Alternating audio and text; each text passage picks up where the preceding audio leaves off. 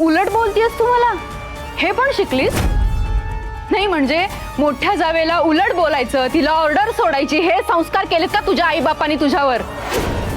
आणि मी अवघडलेली असताना हे करू शकत नाही म्हणून तुला सांगतेय ना. तुला जरा सुद्धा कळत नाहीये का? माझ्या तब्येतीचा विचार नाहीये का? एम्पथी नावाचा प्रकार नाहीये का ग तुझ्याकडे?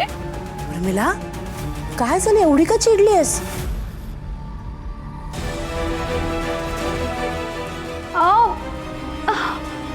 लती आई, माझ्या पोटात ना खूप दुखतंय.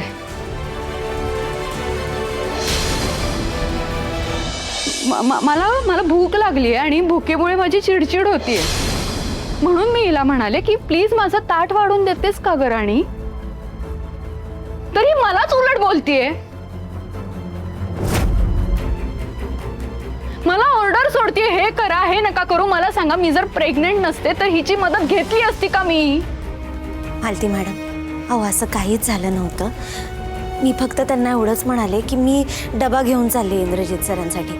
तिकडे लंच ब्रेक होईल तर उशीर होईल मला, म्हणून त्यांना मी फक्त म्हणाले की वाढून घ्या. आणि ऑर्डर सोडली नव्हती, मी रिक्वेस्ट केली त्यांना फक्त, तर त्या एवढं बोलतात. नाही हा नाही, तू आत्ता सूर बदलतीयस, कळलं ना? मी कधीही काहीही सांगितलं तरी इंद्रा भाऊजींचं नाव पुढे करायचं आणि विषय टाळायचा, हेच करत आलीये ती.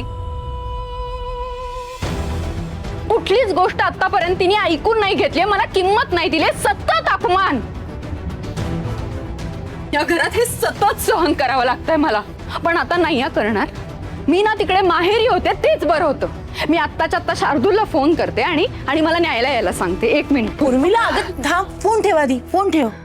काय चाललंय तुझा वेडेपणा? या अशा दिवसात एवढं चिडायचं नसतं. आणि एवढा मोठा विषय नाही हा. ती डबा घेऊन जाते, तिला उशीर व्हायला नको. मी एक काम करते, मी वाढते तुला जेवायला, मग तर झालं. तू जा, तू ये इकडे चल. ऐको सावकाश.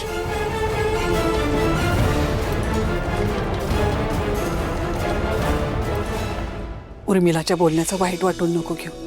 अगं ती पोटुशी आहे ना, अशा वेळेला सारखी भूक लागत असते आणि वेळेवर जेवण नाही मिळाले की मग चिडचिड होते.